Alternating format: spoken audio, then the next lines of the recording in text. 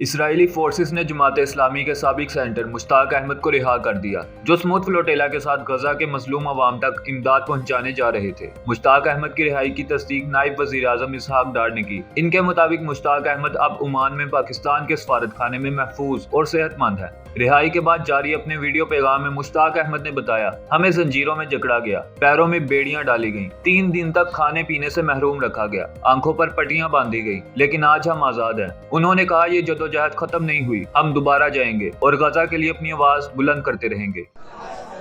بسم اللہ الرحمن الرحیم۔ السلام علیکم ورحمۃ اللہ۔ میں اپنے 150 ساتھیوں کے ساتھ اردن پہنچ چکا ہوں اور الحمدللہ 5-6 دن اسرائیل کے بدنامی زمانہ نگیو ڈیزرٹ جیل کے اندر رہنے کے بعد ہمیں رہائی مل چکی ہے۔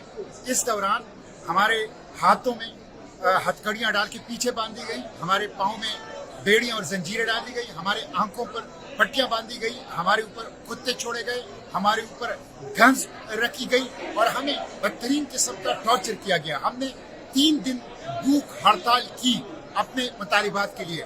نو access to air, no access to drinking water, no access to medication, no access to light, کسی قسم کی چیز تک ہمیں رسائی نہیں تھی۔ ایک بدنامی زمانہ جیل تھا، لیکن الحمدللہ ہم رہا ہو چکے ہیں اور فلسطین کی آزادی کی جدوجہد جاری رہے گی۔ اس ناکہ بندی کو ہم توڑیں گے، بار بار اس کے لیے جائیں گے، غزہ کو بچانے کے لیے کوشش کریں گے اور جو جینوسائیڈ کے مجرم ہیں ان مجرموں کو کیفر کردار تک پہنچائیں گے انشاءاللہ۔